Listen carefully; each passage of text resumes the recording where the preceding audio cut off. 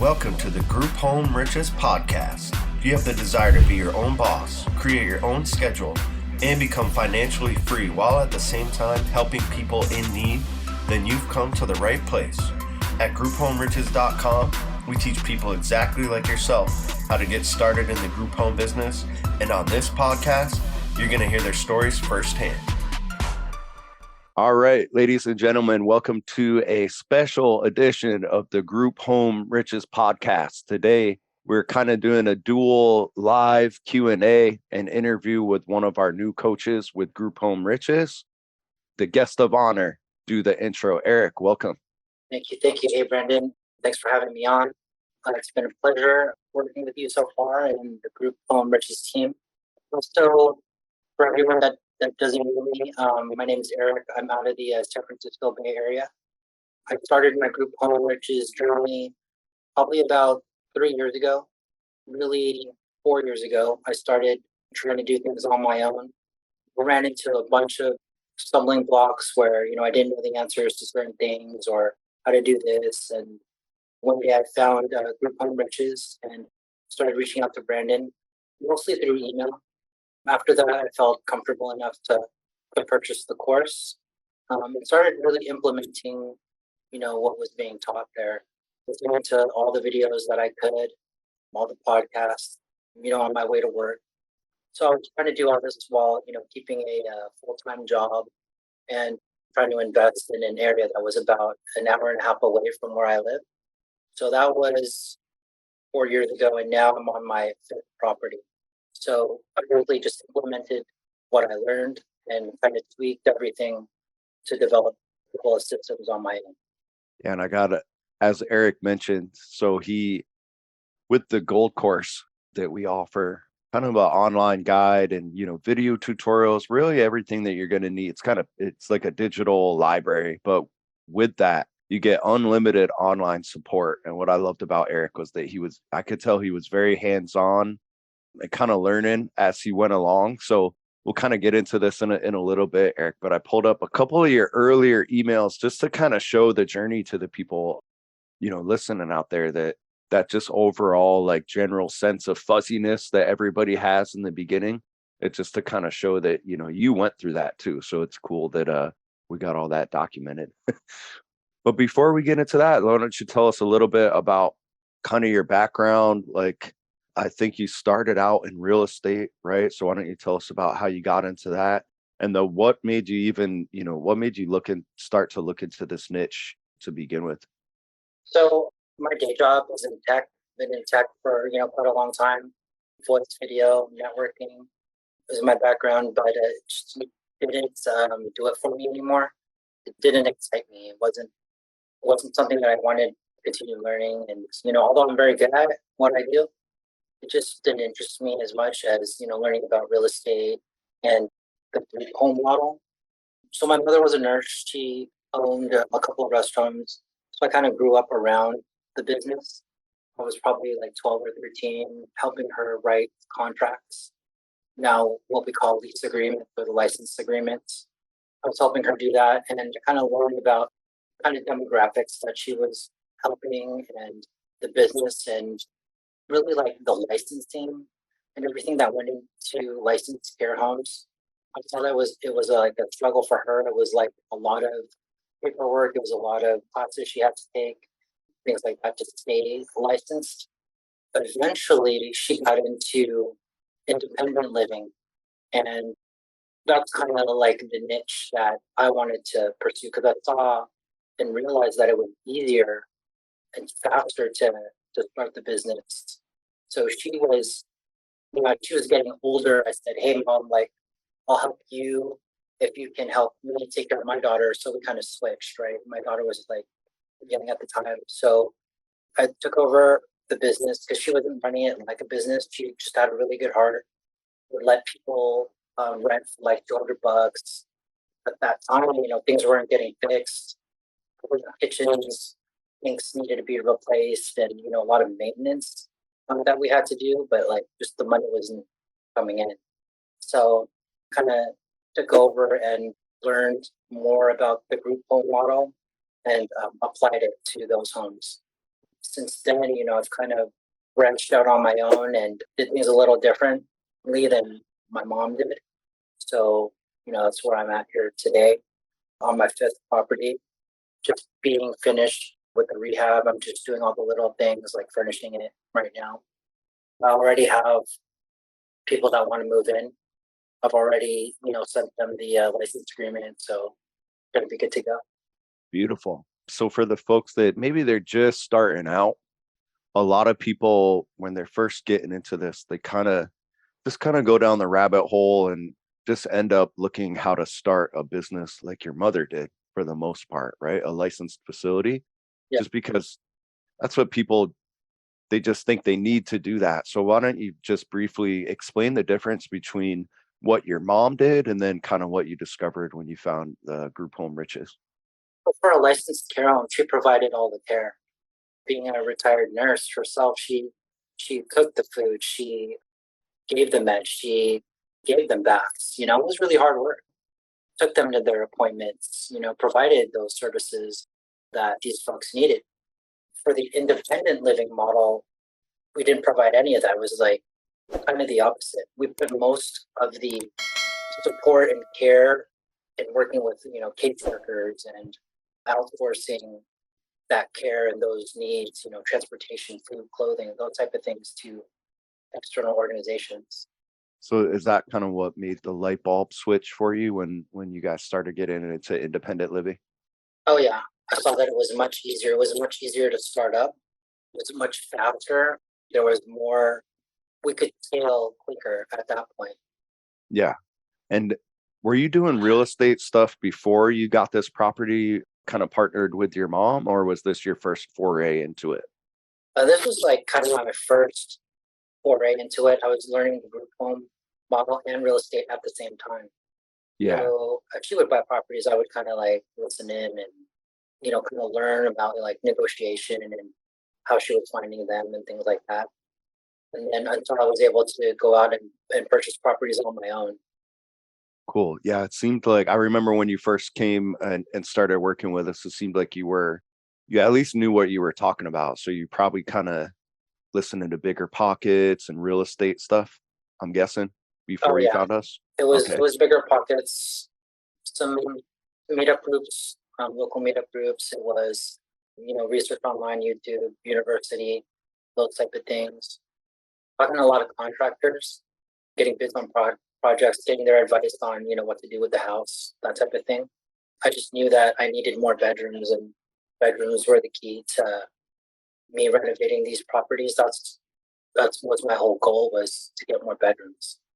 Yeah, we'll get into that a little later on, but those real estate skills have definitely come in handy now because, once you get your first couple of properties, if you don't realize it in the beginning, you're definitely going to realize it. Eventually, you need to start thinking like a real estate investor, right? You need to get more properties.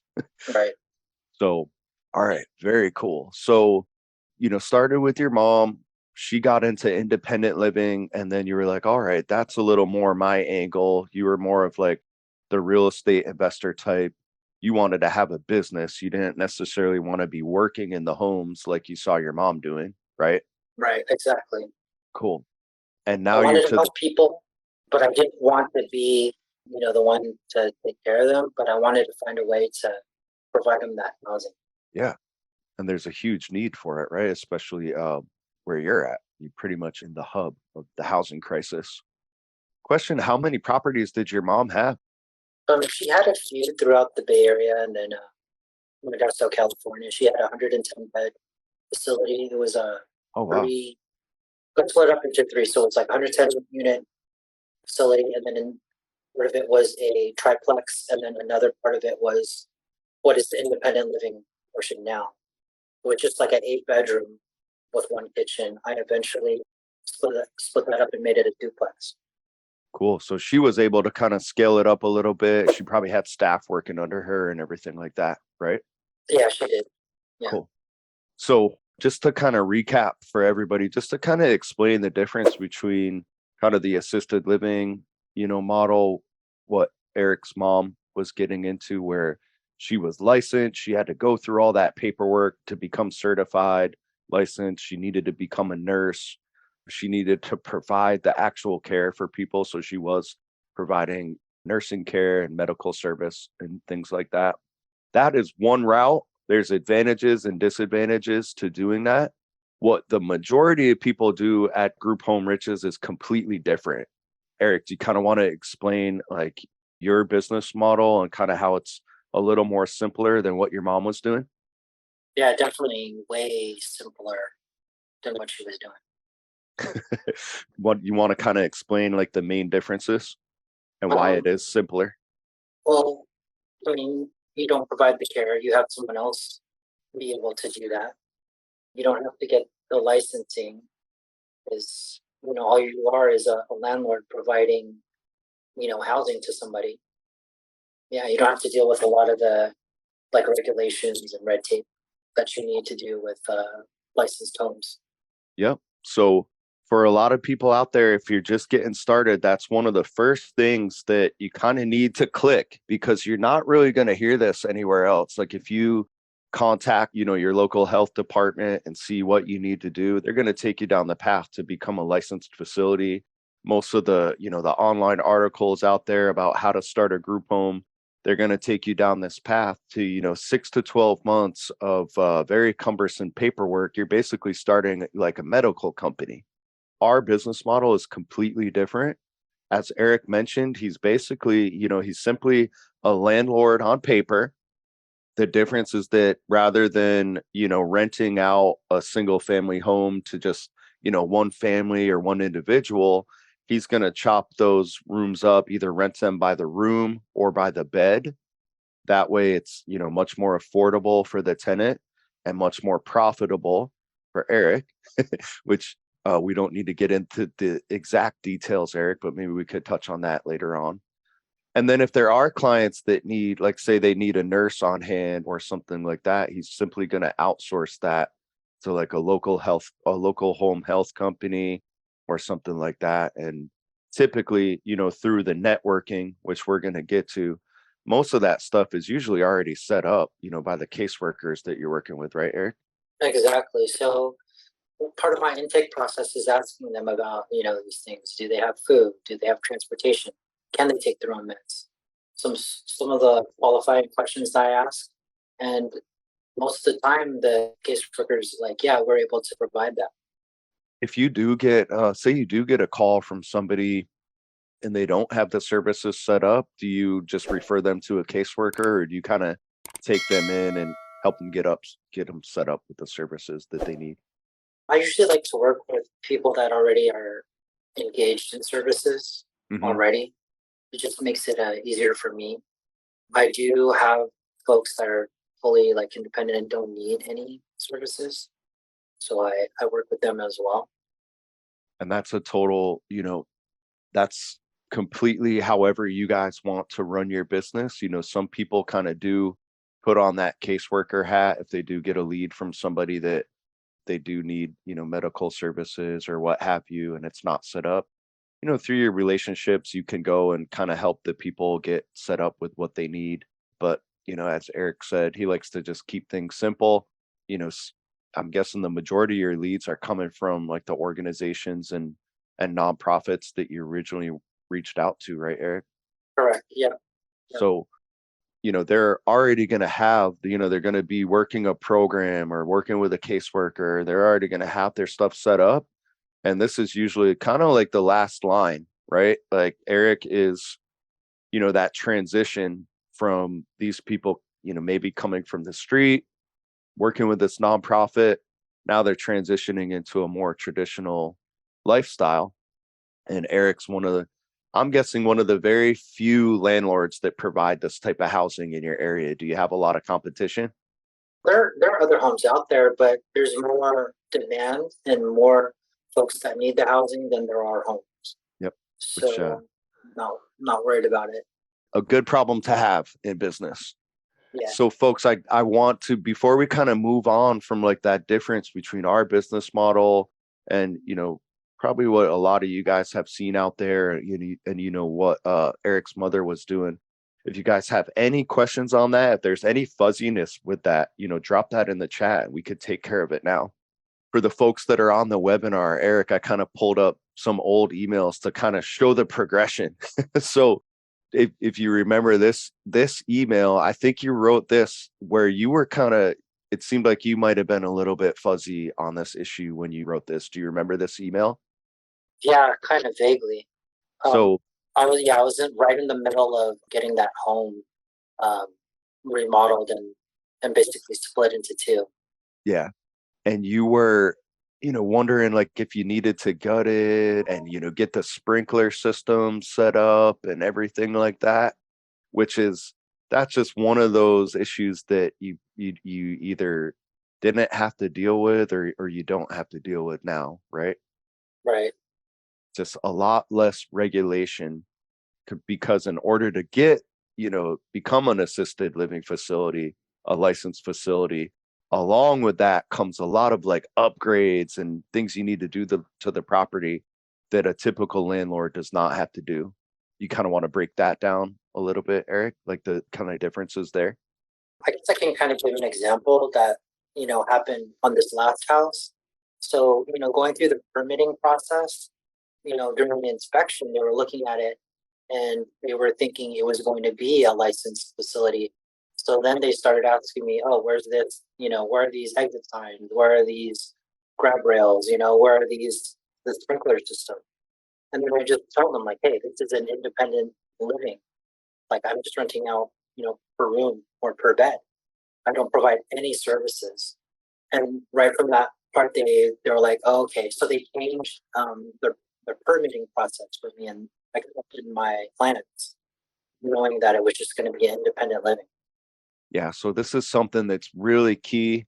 Bare minimum, I want you guys to kind of just understand the basics and the differences between, our model and the typical quote unquote licensed facility model or what have you.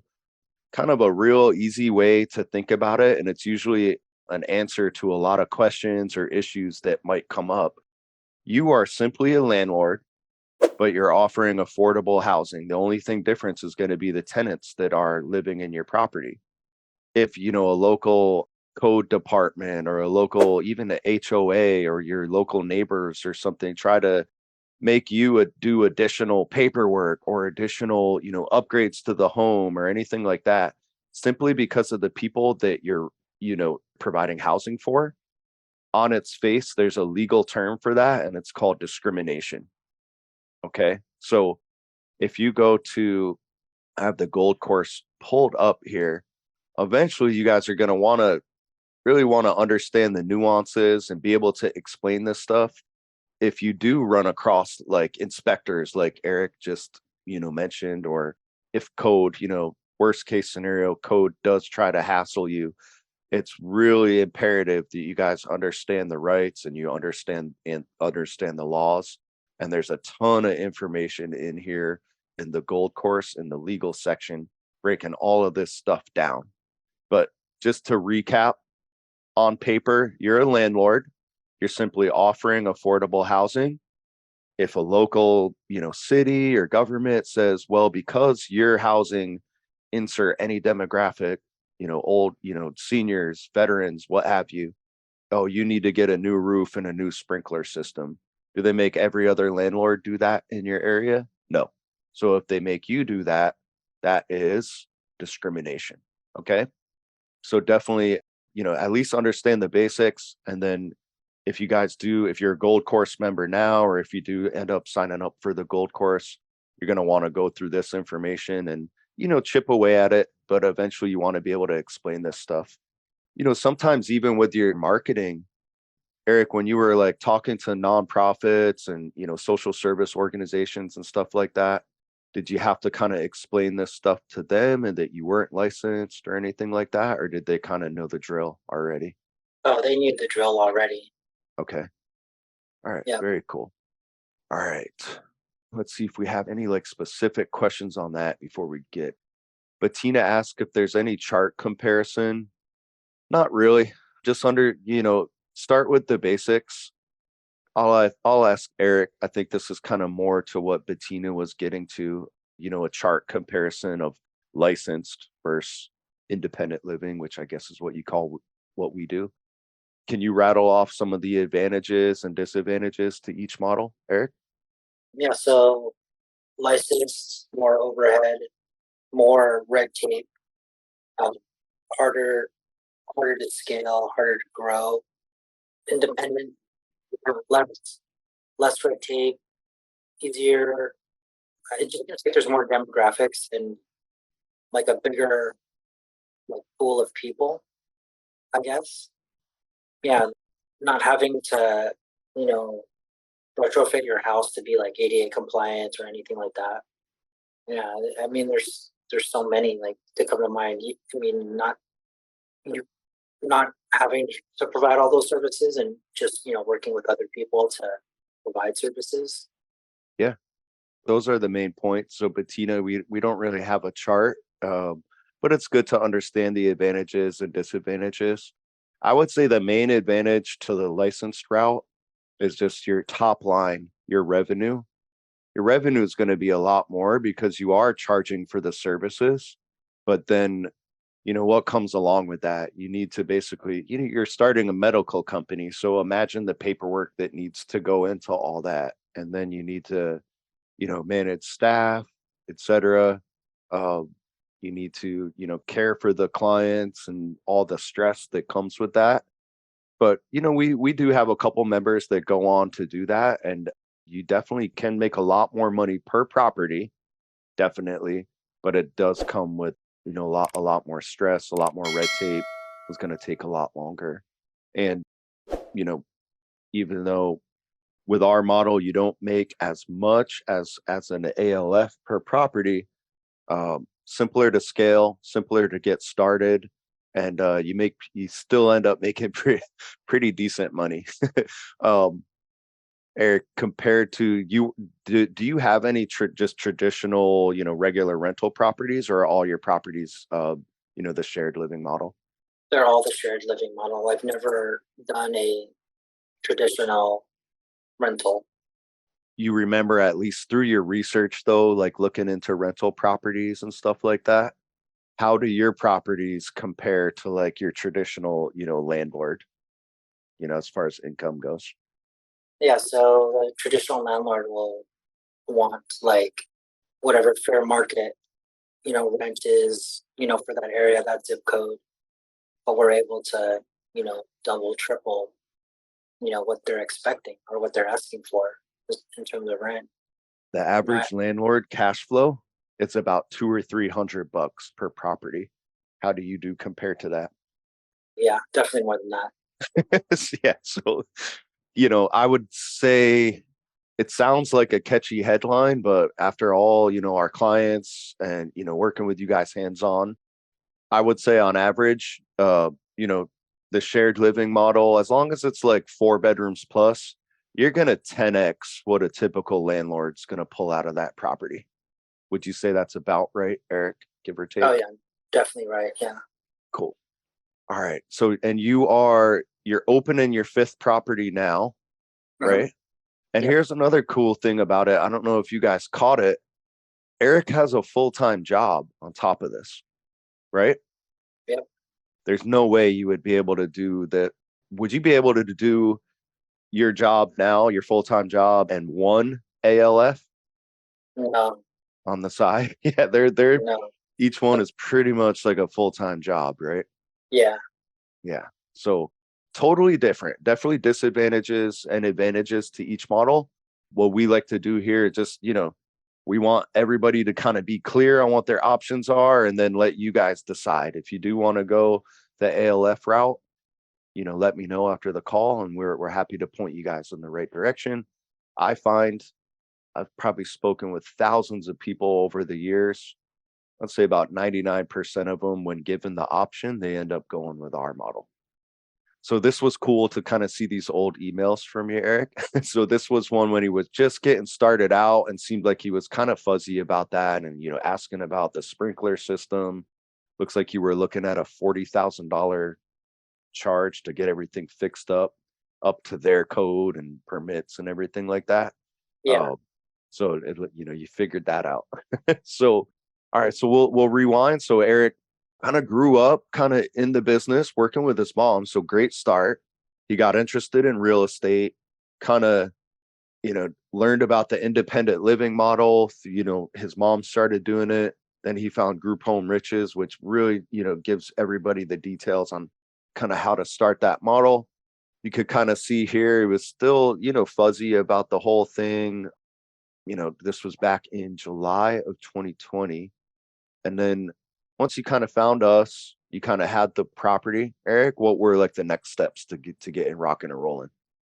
So just, doing my marketing, getting comfortable with talking to organizations. I know a lot of folks here, they're scared to get on the phone, or it's not comfortable for them to kind of sell yourself on the phone to somebody that you don't know. But, I found after, speaking with a bunch of these organizations that, they're looking for me. You're wanting to find me and people like me. They recognize there's a high demand and not many landlords wanting to work with their organizations.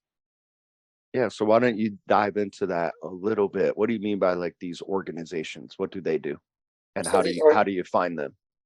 so I found them through the Gold course. There's like a little data scraping tool there that I found very useful. It basically scraped data from the yellowpages.com.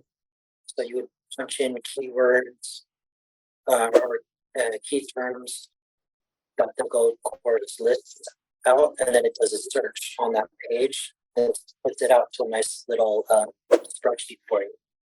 And then from that spreadsheet, I create a list of these organizations that I want to call. So social services, human health organizations, those type of things. Beautiful. So kind of doing this live for the folks out there on the call, and we'll probably release this out to YouTube too. So this is the beginner's guide of the gold course. The basics, we want you guys to kind of understand the basics here, which we'll cover and make sure that everybody on this call will leave at least understanding the basics, right? And then this is actually, once you learn that, it's kind of counterintuitive. Eric did have at least you were rehabbing the properties and get them ready. Not everybody has a property out there or even the funds to get one. No matter where you're at with the actual property, the first step that we recommend people to do is to market, is to network. Okay. So, and Eric, did you do that? You started doing that before the property was ready, or did you fix the property up and it was like empty and ready to go? I'm just Just started curious. marketing out on different organizations, making sure I had a wait list. Yeah, I was fortunate that a lot of people knew my mom because she had already had relationships with some of these hospitals and organizations already. So I mentioned, I kind of just rubbed my mom's coattails and mentioned that I was her son, and that we were opening up some new properties, and we just went from there. beautiful. And we'll kind of explain, why you do this first, but it's just one is for confidence, one is for risk tolerance. Eric did this before he had the property ready. If you listen to any of our marketing calls, which are in the gold course as well, where so you can hear us speaking with these nonprofits live here in the gold course. You'll hear that we never mention the property. We don't sell the property or anything like that. We're really just reaching out to these places, seeing what they need, and just getting the okay to contact them when we do have a property ready. Andy's the founder of Group Home Riches. He's been, a real estate investor for over 20 years. He still follows that model. He's not going to go convert a property or get a new property until his wait list is filled or until he finds a new opportunity. So for the folks out there listening that maybe you're on a tight budget, maybe you don't have access to a property, I want you to keep note of that, okay? And we'll tell you later on the call how you could get started, without a property and without even funds, if, just depending on your budget. So, all right, rewind. So Eric followed this guide, tells you how to build your marketing list. These are all the keywords, and you can play around with them, but there's a ton of keywords that you can use to find these organizations. And then there's a data scraping shortcut where you could just download all the contact information with a couple clicks of a button. So I just pulled up Modesto, social service organizations. This one's sponsored, but I know Catholic Charities is one of those organizations that work with a ton of people in every major city across the country that, people come to them, they stay with them temporarily, and then they can refer people out to housing like this. And then, there's a whole bunch of social service organizations in Modesto you can see that are working with people, various organizations, various demographics. Are all of them going to, refer people out to group homes? Maybe not, but this place will, I bet you. It's a housing and shelter service. So people come into a shelter and they're going to need a place to stay eventually. So I've definitely found that in talking with these organizations, there's like two types, right? A connector organization or a direct referral source. So some of these can refer directly clients to you, and then some can help you find other organizations that can refer clients to you. bingo. So that shelter was probably like, they may not be in the business of, finding housing and paying for it, but they could still be a referral source. Someone comes in, they're staying for the night, they may have a social security check, and they need a place to stay for 6 months to get back on the feet. The caseworker that you have a connect with there, they're going to call you when people like that come in. And you could see, I forget how many keywords on there, but just this one, there's over 200 social service organizations. The direct sources, they're the ones where they get tons of funding. So I'll show you guys how the sausage is made a little bit. Actually, let me see if I can find it. Continuum of Care Program, HUD. If I can't find this quick, I'm not going to waste a lot of time. Yeah, I got a new computer, folks, and lost all my bookmarks. I forgot. Continuum of Care is a program. Last time I checked, I think their budget is like $2.5 billion. So there's a ton of government programs that are going to fund the direct referral sources, like Eric was saying. And this is an example of one. So I use these guys. They're in South Florida. It's just a really clear example of like, these are the types of organizations that Eric's, built relationships with in his area. This one's just really clear what they do. So, they offer case management, church, meals, employment assistance, support teams. They have a health center. And then just one of those services that they're offering is rapid rehousing. And you scroll to the bottom and you can see who they want to call them, right? This is not, licensed medical group home owners or nursing practitioners. They want landlords to call them. So Eric, you touched on it a little bit, but why don't you describe, like, go back to like that very beginning step, which I think I have one of these. Yeah, so you were actually inquiring about marketing. So you could see here, hey, it's just a numbers game. Do you market as much as possible? Right. So this was back in October of 2020 when Eric was just getting started out marketing. So it was cool to find these.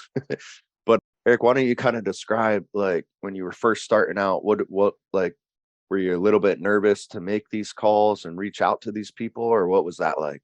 Oh yeah, I have no background in sales. I've never sold anything to anybody in my life. I disagree, but we'll come back to that. Go on.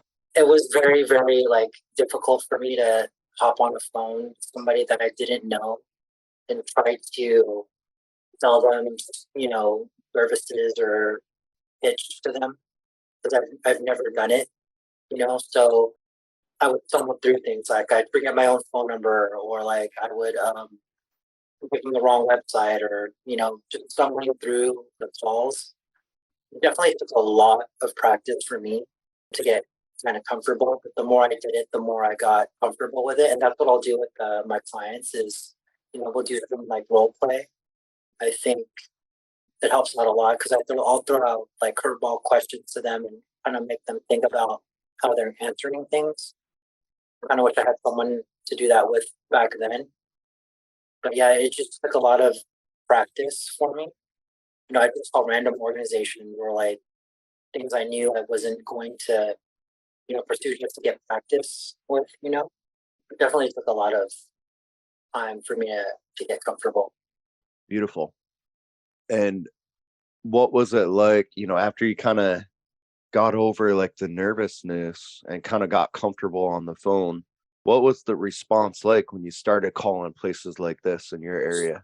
Response is basically, where have you been all my life, right? Like, why didn't you call me sooner? Or, you know, thank you for calling me. I didn't know you were around, you know, things like that. Oh, we have people that we can send to you like immediately. So it was just like, wow, how come I didn't do this before? You know? Yeah, once it's going to be very, very, very rare that you get bad feedback or anybody that's like not extremely nice to you. And you're doing this a lot more with the done for you clients, which I'm gonna explain the program to the folks, after the interview portion. But in all of your calls and where you're pitching these organizations for our clients, what would you say the percentage of the people when you talk to them, it's a good response and they're like, yeah, call us when you have a property ready? Like 110%. Like, I mean, yeah, when I say they want to talk to you, I mean, I really mean they are looking for you. They are waiting for your call. They may not even know about housing like this. You may just be opening their eyes to, starting some type of program or department within their organization, you know? Yeah, so a lot of people, and you probably had the mindset shift, after you had a couple of good calls, but I tell people that are just starting out, you don't need to have a house, you don't need to have you don't need to be an expert, you don't need to know everything. Be in the frame of mind of just calling these places and getting information, and 9 times out of 10, they're almost going to be the salesperson. Do you find on these calls, Eric, that you and our clients are the ones getting quote unquote pitched most of the time?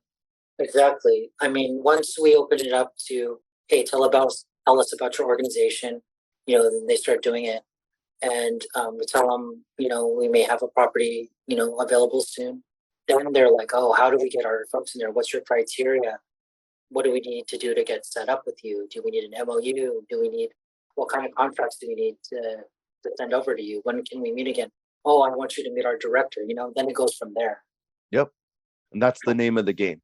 So for the folks out there, maybe you are, check to check, you don't have a property, or maybe you do have the funds to get a property or to lease a property and you're just like nervous to get started. I want you to ask yourself a question. If you had 5 organizations like this that you've spoken with that gave the response like Eric just said, would you guys feel a little bit more motivated and confident to go and get that property? Especially if you knew that each tenant they were going to bring you had a security deposit of up to $6,000 up front, like this one. So I like using this website because they're just very clear in the beginning. Not every website that you come across is going to be as clear as this, but like Eric said, he said 110% of them are facing these issues. They have all this funding. They typically have a very, you know, each city is going to have a couple large organizations that you need to kind of navigate through. But when you speak with these large ones, they typically have, who knows, some of them have over 1,000 people on their waiting list because they want landlords to call them. Eric, when you were researching, real estate investing, bigger pockets and all the podcasts and things like that, going to meetup groups, how many landlords did you come across that would have been eager to get into this business before kind of learning the ins and outs of it? I don't remember coming across anybody that would want to do this or understood it or, was even thinking about it. Exactly. This is why this is why Eric can't get the properties fast enough. So we kind of touched on marketing and it's kind of cool, Eric. Why don't you describe to the folks? I know you really went through, I think you did pretty much almost all of the marketing stuff that we recommended you doing. You got a big list, you started doing email marketing. Did you hire a VA to do cold calls for you, right? Yep. So I hired a VA to go through. I was really into making the list Hmm. as big as I could, but I found later on I really didn't need to. It was just the quality of that list. So I would have the VA, set up all the calls and try to get past that, that front desk person or person that couldn't really make decisions. I wanted to talk to, the housing coordinator, the directors, people that I knew could make those decisions on whether or not they would want to partner with me. So that got the list down to, quality, I guess what we call them solid referral sources. Yeah, and I think you categorized it perfectly. There's going to be those 5 to 10 kind of big organizations where what you they like for direct referral sources, right? Yeah. Is what you called them. And Yeah. then there's those other indirect places like, maybe smaller social service organizations or maybe just like individual caseworkers that may work with, somebody that needs this type of housing, once a year, right? Yep. The connector resources. Yeah, exactly. So what happened when you did, because you followed our course to the T and our directions to a T.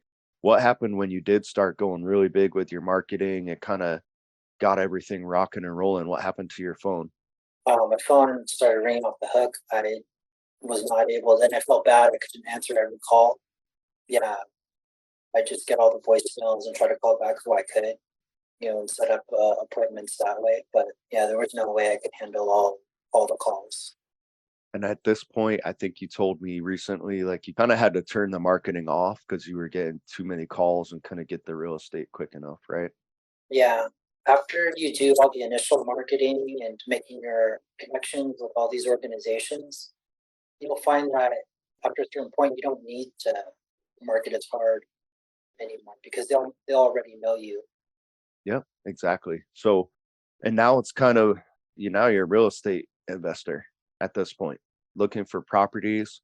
I know you recently, so you said that you've never sold anybody. Why don't you tell us about you recently got like capital or funding to kind of expand a little bit, right? Working with an investor. Hmm. Yeah, I worked with an investor that doesn't want to get their hands dirty in the business. They just want to be like part of the real estate side. So, they want to basically invest in the property, not have anything to do with the business. Yeah, bingo. Where did you find that person? I think it was like a Facebook group or something like that. His wife Okay. actually saw like one of my posts or I commented on something that she said. It was actually about not just ALF. It was about a residential care facility, something like that. Mm-hmm. And then I don't know, I commented on it, and then I think she's like, "Oh, hey, my husband is interested in something that you do or something that you said. Can you talk to him about it or like explain what you meant, something like that?" So you piqued their interest. What were some of the questions that they had for you? Um, I kind of wanted to know like how what the business model was because I was just talking about this place in California and it was like, okay, like how do you set this up or how do you do this or why do you do it that way, things like that. Were they asking about like the legality behind it, how much money you can make, how you get paid, systems, management, stuff like that? Yeah, they had all those questions, how to get started and that type of stuff. Every talk is the same out there, folks. Anybody that's interested in the business model, whether it be your friend, maybe a caseworker that's not really sure what you're doing, or an investor like Eric kind of leapfrogged and went to kind of a higher level investor. But for folks out there, if you are on a tight budget, this is what you can do with just individual landlords in your area. Kind of pitch them this idea, let them know the advantages behind it. There's plenty of meat on the bone. So, you can pay above market rent or work out some type of partnership deal with them. And that's how you can literally get this business started with zero money down if you pitch the landlord correctly. And it's all about understanding the basics and then the advantages and kind of disadvantages. So, Eric, like these people that you spoke with, like what are the advantages that they have with working with you instead of just working with, traditional qualified tenants? Like, why would they even want to do that? Well, they knew that they wanted more than, the regular traditional rent that they would get from, a property. They saw the value in, renting out the per bed or per room model. They wanted to work with someone that has already done it, and they wouldn't have to sit there for, 2, 3 years doing their own research and, kind of wasting their time making mistakes. Told them I already made those mistakes. I've already learned these things, you know. They wanted to make sure that, I knew what I was doing. Exactly. It's kind of a no-brainer. So someone's going to make Eric's partner or, investor, whatever you want to call them, they're going to make more money. And then Eric's going to be doing all of the managing of the properties. It's an absolute no-brainer. That's why we have people. If you guys don't follow us on YouTube or our podcast or anything like that, definitely go subscribe, listen to the podcast. We have a ton of stories of people that get started with literally zero money down, because once investors, you could peak, you kind of have to get through, the negativity and the bad misconceptions, but once you can get them to understand this business model and the advantages, especially if working with somebody that's done has done the legwork, that does have a wait list or maybe even a contract in place, they are gonna fill the property up. They are gonna uphold their end of the bargain, and they're confident about that. It's an absolute no-brainer. That's why these investors are literally giving our people properties to operate out of just so they can get, a piece of the pie, right? So when we have a bunch of material in the gold course that kind of goes over the scripts and why it works and everything like that. Eric, you have a hard stop in like 5 minutes, right? Yeah, yeah. Why don't you quickly why don't you let people know what do you have stored? What's the future look like for you? And then we'll get into some of these questions real quick. Future for me is just continue to, purchase properties, save up, rehab, and expand. I eventually want to do what Andy does, with the hotels and converting them Hmm. to SRO, that type of thing. So I just So want to quit my job, you know? yeah, we're working on that. Yeah. Let me get a question in for you. Stacy has a really good question, and we come across this all the time with the done for you clients. So, and it's kind of related to what you said, like with the hotels and multifamilies and things like that. So, Stacy noticed that the local HUD needs landlords to do Section 8 vouchers and things like that. HUD vouchers. A lot of the big programs, they want those single family units. So can you kind of touch on that and what the difference is and kind of how we navigate that for our done for you clients? So basically, yeah, they want to use that voucher to rent up like the whole house. So how we navigate that is we basically have them kind of ask them, well, if they weren't gonna rent here, where would they go? So we're not turning them away. We're just trying to see if there are other options. And it's still a great relationship to have, right? Because thinking big, and I'll show you guys this when Eric's gone, you know, it might sound absurd now if you don't have any properties and you're just getting started out. Eric, you've been doing it for just a little over 2 years, right? Mhm. And he's thinking about getting apartment complexes or hotels. Okay. That's what Andy's done. Again, our founder, he's kind of retired and liquidated a lot of his single families. And he's now converting hotels, apartment complexes to meet the demand for these organizations that have been sending him people over the years. Now he's able to rent out, single units and things like that. And there's a ton of advantages to doing that with multifamily. It doesn't really work, kind of defeats the purpose if it's just one property. But you could tell these people out there, hey, you know what? I'm going to start out small. We're just doing the single families to begin, shared housing. But maybe in the next year or two, we do plan on getting into multifamily. And as Eric alluded to, where are the people staying now that are waiting for, their apartments and their voucher? And you'll find, I'll get into this after you bounce, Eric. It's 6 o'clock my time. Do you have any parting words for the folks out there? Basically, take action, right? Don't be afraid to start. It's kind of, the boat I was in, learn from, what the group home course has, basically taught me. I basically implemented everything in there to the T, followed it, and was able to grow. So, if I can do it, like you guys can do this. Absolutely. You can do it on your own, as Eric did.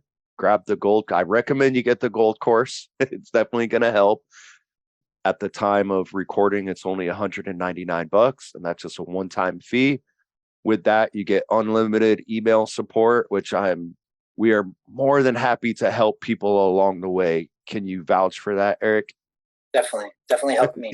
Yeah, we love it. If you guys reach out to us and you're taking action, we're definitely going to spend time with you, even via email. Okay.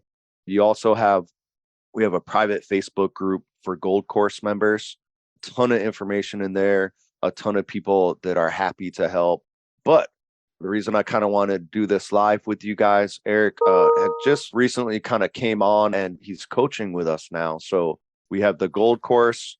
We have one-on-one coaching where if you get through the first step, the second and third calls are going to be with Eric. So you do get a couple personal calls with Eric. And I'll be going over kind of what we've touched on in a little bit here, which is the Done For You program. And you'll be able to be spending a lot of time with Eric if you enroll with that. And I'll kind of get into that after I get through this question and answer. So, Eric, I know you got some little people waiting for you to go pick up. Yep. We'll let you get going. Thank you so much for coming on and speaking with the people. And we'll do an update podcast here soon as well once you get the empire even bigger. All right. Thanks for having me on, Brandon. Thank you so much, man. All right. Bye, everyone. All right. And for the podcast portion, I'm going to I'll get through a couple more of the kind of better questions here that I think everybody can kind of get some value from.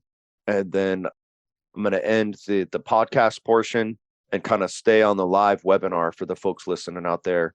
I'll make sure I get all your questions answered and kind of go into more details about, our products if you have questions on that, and then talk about the Done For You program. Back to Stacy's question. So Stacy, you are in the Dallas-Fort Worth area. We have a really good relationship with an organization that exemplifies what me and Eric were just talking about. So here is Housing Forward. They're one of the larger organizations in Dallas. They have a very big budget. Okay. Really, they help a ton of people. And they're one of those organizations that they do have a lot of vouchers. They're kind of tied to HUD, kind of has strict housing requirements in order to qualify for a voucher. It kind of ties things up. Okay. So they get a ton of money. They get a lot of vouchers and everything like that. But as me and Eric mentioned before, there's not a ton of landlords out there, beating the doors down of these organizations, wanting to take people in that were formerly homeless. Okay. So last time we spoke with them, they had like over 1,000 people on their waiting list. Okay. So let that sink in. These people have 1,000 people waiting for an apartment. They could be waiting for over a year. So in the meantime, they're sleeping in cars, they're sleeping in shelters. There's like a motel strip outside of Dallas where all these people are staying. So Housing Forward refers our Done For You clients. They'll refer those people kind of for transitional housing. And in return, we're working with our clients to get their first couple properties, up and running and get to that point where maybe they could get a multifamily property or even like a duplex, a fourplex. And then it makes sense working with places like Housing Forward to rent out those single units. You don't cash flow necessarily as much per unit, but they pay market rent. It's guaranteed check. You don't have to do leasing. Housing Forward will help manage your tenants for you. They do checkups, and then they have a ton of bonuses as well. So, kind of long story short, Stacy, even if they are just Section 8, organizations that only work with Section 8 vouchers or, HUD vouchers, there's still really good resources where they could just send the people that they're working with, and you don't necessarily need a voucher. You can accept SSI or SSDI, and the gold course will kind of go into the specifics on that, on how to do that. Let me find some other really good questions on here that I can use for the podcast. This is a great question. Marion, is the model for profit or nonprofit? Is it okay to do both? We do for profit. We don't really know a lot about the nonprofit game, but I do know that there are people in the Gold Course group, and even a couple of the people that we've interviewed on the podcast, they do kind of have nonprofits set up, but we do for profit. The majority of the people just do an LLC. And again, on paper, simply a landlord. That's it. If you want to follow our model to a T, that's it. So we don't do nonprofit, but you can. So no restrictions there. All right. Joan has a great question. Georgia personal care homes are required to house residents with daily living and bathing. Every area is going to have its own kind of classification and legal requirements. You may not, some places might define what a group home is. Again, just understanding the basics. We are simply landlords on paper. That is it. So we're not personal care homes. So if you operate in Georgia where a personal care home is required to do XYZ, great. You're not a care home. You're not a boarding home. You're not a licensed facility. You are simply a landlord, and you're just simply licensing space to the people that are licensing space from you. Think of a sorority house or a fraternity house. Do those landlords need to get, a license or provide care to the college students that they rent to? No, of course not. So if they were to put those restrictions on you as a landlord because you have seniors in your home, for example, what would the legal definition of that be? Drop the legal definition of that in the chat. Who can answer first? We covered this earlier. It's discrimination. There it is. Share. Okay. Latanya was the first. Yes, it's discrimination. Okay. So, there's a gray area to this. You want to choose your battles. We want to be running our properties. We don't want to be, battling, our neighbors or local code or anything. But if you do, do your due diligence, see if your area does have a history of clamping down on properties like this. And we have again, you could go through this document. There's a ton of cases that uphold like what we're talking about. And you can read about group homes that have been discriminated against and have won, millions from cities. This is a letter that went out to all, code departments explaining what we're talking about here and what can happen if they do discriminate against landlords that provide housing like this. And this is the last line of defense. It's just a scary letter that we had a lawyer write for you guys in case, you do get, code compliance come and says you're unpermitted to do this, blah, blah, blah. As far as I know, every now and then we'll get emails about someone got like a code, letter from code or something like that. Every time I've worked with someone via email, they just work it out with code. They explain what they're doing. They explain the laws, and code backs off. That's been the same experience that Andy has as well. So great questions. Here's kind of where the nuance comes in. Obviously, look and see if your city has a history of doing stuff like this. You don't want to battle the city, right? Also, you want to be getting along with the neighbors. So under fair housing, in theory, you guys could start a property in a gated community, A class, gated community, after school, just young families and kids playing outside in this gated community. In theory and by law, you could start a transitional home for violent felons in that community. Who wants to do that? Raise your hand. Who would want to do that? What do you think your neighbors would do in that community if you were to do that? Freak out.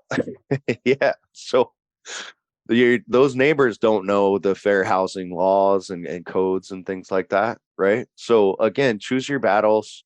I'll kind of show you. Here's an example of that in California.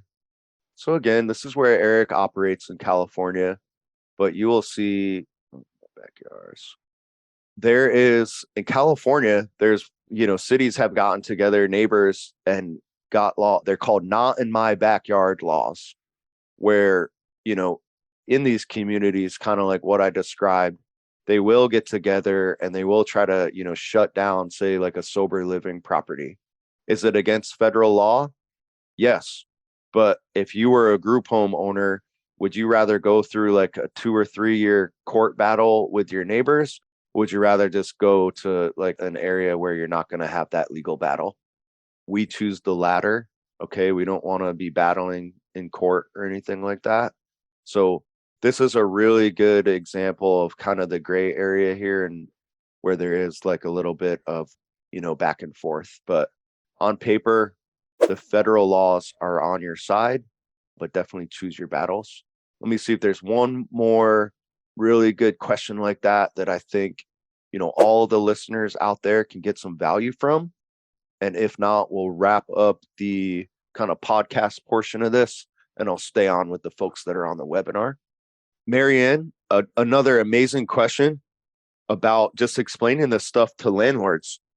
And that is that's why I say you want to understand the basics. You want to be able to explain this stuff to landlords, especially if you use the pitch that comes in the gold course. You're going to pique their interest. Okay. When they hear that you can make 10x the cash flow, you could get guaranteed checks, you don't have to go through the eviction process, you're going to pique their interest. And that's where your understanding is going to come into play. Okay. So with our Done For You program, if you guys get to the point where you get a landlord interested, you'll be able to, we'll have somebody like Eric will hop on and pitch that landlord for you. Okay. If you want to go on it on your own, it's just all about understanding the basics and being able to explain this stuff like I'm explaining it to you guys. So you asked about evicting. That is a great question and one of the keys to the business model. Okay. So we're not going to rent out. We're not going to lease a property to our tenants. What we're doing is simply licensing space to our tenants.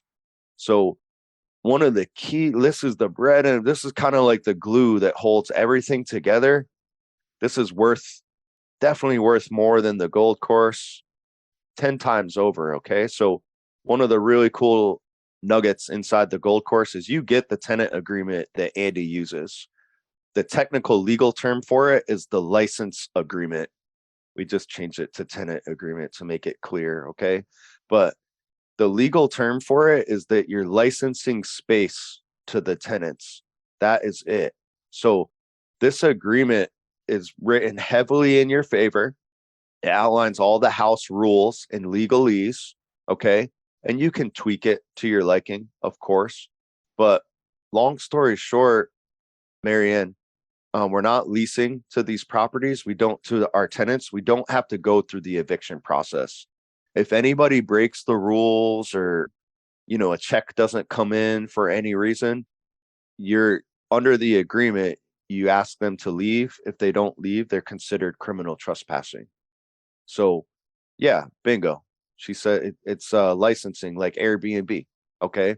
So a way to explain this is, Mr. Landlord, what happens at a hotel if somebody breaks the rules? Oh, they get kicked out. Bingo. That's what happens in our properties. Similar to an Airbnb. Okay. So you're gonna avoid the eviction process if you do this right. So great question. I'm going to end the interview portion on that since we've gone over an hour.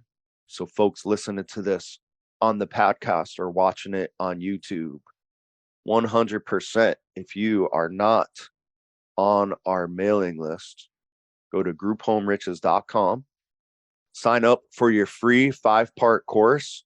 And what that's going to do is really just 5 courses, 5 videos and emails that are going to really break down the basics of the business model, just so you can at least kind of wrap your head around the basics. And then from there, we have a ton of free content. You can learn for free. You can ask us questions. If it does sound like something that you are serious about, I highly recommend, bare minimum, sign up for the gold course. Again, only $199.